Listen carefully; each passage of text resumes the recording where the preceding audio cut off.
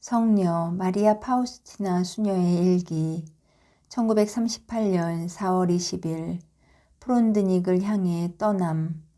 나는 요양원에서 공동병실을 사용할 것이고 온갖 것들에 나 자신을 노출시켜야 할 것이기에 무척 걱정이 되었다. 만일 한두 주일이라면 모르겠지만 그러나 2달 또는 그 이상이 될지도 모르는 긴 시간이 될 수도 있다. 저녁에 나는 주 예수님과 오랜 대화를 하러 갔다. 주 예수님을 뵙고 그분 앞에 내 마음을 전부 쏟아놓으며 온갖 두통거리와 두려움과 걱정을 말씀드렸다. 예수님은 내 말을 다정하게 들으신 후에 말씀하셨다. 안심하여라 내 아이야. 내가 너와 함께 있다. 아주 편한 마음으로 가거라. 모든 준비가 다 되어 있다. 나만의 특별한 방법으로 내게 독방을 주도록 명령해 두었다. 나는 감사하는 마음으로 가득 차서 안심하고 잠자리에 들었다. 다음 날 펠리치아 수녀가 나를 그곳으로 데려다 주었다. 나는 깊이 안심하면서 가벼운 마음으로 떠났다. 우리가 도착했을 때 그들은 파우스티나 수녀를 위해 독방이 준비되었습니다. 라고 말했다. 방에 들어갔을 때 모든 것이 너무나 아름답게 잘 준비되어 있어서 우리는 놀랐다. 깨끗하고 단정했으며 테이블보가 덮인 탁자는 꽃으로 장식되어 있었다. 수녀들은 장식장에 부활을 상징하는 양의 조각을 예쁘게 놓아두었다. 잠시 후 전부터 잘 아는 요양원의 성심수녀회 수녀들 3명이 찾아와서 나를 따뜻하게 맞아주었다. 펠리치아 수녀는 이 모든 것을 보고 무척 놀랐다. 우리는 서로 다정하게 이별의 인사를 나누었고 그는 떠나갔다. 나는 홀로 남아 주 예수님과 단둘이 있게 되었을 때 이 크나큰 은총에 대해 감사드렸다. 예수님께서 내게 말씀하셨다. 안심하여라. 내가 너와 함께 있다. 나는 피곤해서 잠이 들었다. 저녁에 나를 돌보아주는 다비다 수녀가 와서 말했다. 수녀님은 너무 지쳐있기 때문에 내일 주 예수님을 받아 모시지 못할 것입니다. 그 다음은 어떻게 될지 두고 봅시다. 나는 마음이 몹시 아팠지만 아주 평온하게 좋습니다. 라고 대답했다. 나는 자신을 주님의 뜻에 완전히 맡겨드리면서 잠을 청했다. 아침에 비록 주 예수님을 받아 모실 수는 없지만 그래도 묵상을 하고 영성체 준비를 했다. 나의 갈망과 사랑이 가장 높은 단계에 도달했을 때 나는 침대 옆에 서 있는 세라핌 천사를 보았다.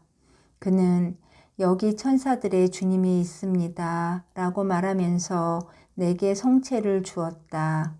내가 주님을 받아 모셨을 때 내 영은 하느님의 사랑 속으로 빠져들어갔다. 이런 일이 13일 동안이나 계속되었다. 그러나 다음 날도 내가 영성체를 할 수 있을지는 알 수 없었다. 그렇지만 나는 하느님의 선하심에 완전히 의탁하였고 다음 날에도 이런 식으로 영성체를 할 것인지에 대해서는 감히 생각조차 하지 않았다. 세라핌 천사는 아주 밝은 빛으로 둘러싸여 있었고 하느님의 사랑과 신성으로 빛나고 있었다. 그는 황금빛 겉옷을 입고 있었고 투명한 중백위와 투명한 영대를 하고 있었다. 크리스털로 된 성작은 깨끗한 수건으로 덮여 있었다. 그는 내게 성체를 영해주고는 바로 사라졌다. 한 번은 영성체를 하기 바로 전에 내게 한 가지 의문이 생겼었는데 그때 세라핌 천사가 다시 주 예수님을 모시고 내 앞에 서 있었다. 나는 주 예수님께 여쭤보았지만 대답을 받지 못한 채 세라핌 천사에게 혹시 당신께서 저의 고백을 들으실 수 있겠습니까? 하고 물었다. 그러자 그는 대답했다. 하늘에 있는 영들에겐 그런 권능이 없습니다. 바로 그 순간 거룩하신 성체가 내 입술 위에 쉬고 계셨다. 일요일 날 간호 수녀가 내게 와서 말했다. 수녀님, 오늘 신부님이 주 예수님을 수녀님에게 모셔다 드릴 것입니다. 나는 좋습니다 라고 대답했고 사제는 주님을 모셔왔다. 얼마 후 나는 침대에서 일어나도 좋다는 허락을 받았다. 그래서 미사에도 가고 주님께도 갔다. 첫 번째 검사를 하고 나서 의사는 내 병이 아주 중태라는 결론을 내렸다. 수녀님이 내게 물었던 그 병을 수녀님이 앓고 있다고 의심이 갑니다. 그러나 전능하신 하느님께서는 무엇이나 다 하실 수 있으십니다. 방으로 돌아왔을 때 나는 자신을 그분의 지극히 거룩하신 뜻에 완전히 맡겨드리면서 내 일생을 통해 주님께서 내게 보내주신 모든 것에 대한 감사의 기도 속에 잠겼다. 깊은 평화와 기쁨이 내 영혼에 흘러넘쳤다. 나는 이 순간 죽음이 찾아오더라도 잠깐 내가 아직 돌보아야 할 일이 남아있으니까 조금만 기다려주세요 라고 말하지 않을 정도로 아주 깊은 평화를 느꼈다. 아니, 주님을 만날 준비가 되어 있었기 때문에 나는 죽음을 기쁨으로 맞이했을 것이다. 자비와 연민으로 가득하신 하느님의 가장 거룩한 뜻에 나 자신을 완전히 내맡기게 된 것은 오늘뿐만이 아니었다. 그분의 거룩하신 자비에 완전히 의탁했던 그 순간부터였던 것이다. 나는 나 자신이 무엇인지를 잘 알고 있다. 부활 후 첫 일요일, 오늘 나는 다시 죄인들을 위한 번제의 희생 제물로 자신을 주님께 바쳤다. 저의 예수님, 만일 제 생의 끝이 다가오고 있다면 제가 주님께 겸손하게 청하오니 오늘 제가 아직 맑은 정신과 온전한 의지를 가지고 저의 죽음을 번제의 희생 제물로 주님께 바치오니 이 제물을 주님께 합치시키시어 받아주십시오. 이렇게 하는 데에는 세 가지 목적이 있습니다. 첫째로 주님 자비의 사업이 전 세계로 퍼져나가고 자비의 축일이 성대하게 제정되어 거행되도록 하기 위함이고, 둘째로 죄인들, 특히 임종하는 죄인들이 주님의 자비에 의지하고 이 자비의 말로 다할 수 없는 신비를 체험할 수 있도록 하기 위함이며, 셋째로 주님 자비의 모든 사업이 주님께서 원하시는 대로 실현되고 이 사업을 책임지고 있는 분들에게 은총이 내리도록 하기 위함입니다. 지극히 자비로우신 예수님, 하늘과 땅 앞에서 제가 오늘 주님께 바치는 이 넉넉지 못한 저의 제물을 받아주십시오. 자비로 가득하신 주님의 지극히 거룩하신 성심께서 제 봉헌에 부족한 것을 채워서 죄인들의 회개를 위해 주님의 아버지께 바쳐주십시오. 오 그리스도님, 저는 영혼들을 목말라 합니다. 그 순간 하느님의 빛이 나를 꿰뚫었고 하느님의 전유물이라고 느끼면서 전에는 상상도 할 수 없었던 지고한 영적 자유를 체험했다. 그와 동시에 나는 하느님 자비의 영광을 보았고 수많은 영혼들의 무리가 하느님의 선하심을 찬양하는 것을 보았다. 내 영혼은 온통 하느님 안에 잠기었고 이런 말씀을 들었다. 너는 내가 지극히 사랑하는 딸이다. 하느님의 생생한 현존이 종일토록 계속되었다. 1938년 5월 1일 오늘 저녁에 예수님께서 내게 말씀하셨다. 내 딸아, 필요한 것이 없느냐? 나는 대답했다. 오 저의 사랑이시여, 주님께서 저와 함께 계시니 저는 모든 것을 다 가지고 있는 것입니다. 주님께서 대답하셨다.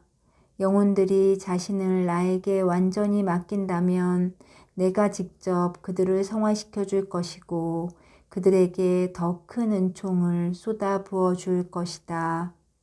나의 노력을 헛되게 하는 영혼들이 있지만 나는 개의치 않는다.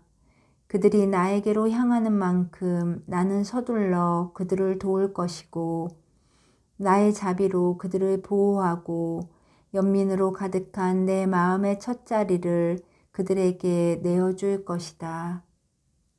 내가 영성체를 통해 수도자들의 마음을 찾아가는 것을 매우 좋아한다고 수도자들을 위해 기록하여라. 그러나 만일 그 마음 안에 다른 이가 있다면 나는 그것을 견디지 못하고 그를 위해 내가 준비했던 모든 은총과 선물들을 가지고 곧 떠나버리고 말 것이다. 그래도 그러한 영혼은 내가 떠나는 것조차 알지 못할 것이다.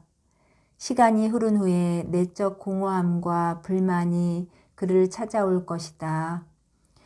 만일 그런 때에 영혼이 나를 찾는다면 나는 그가 마음을 깨끗이 씻도록 도와주고 그 영혼 안에 모든 것을 채워줄 것이다.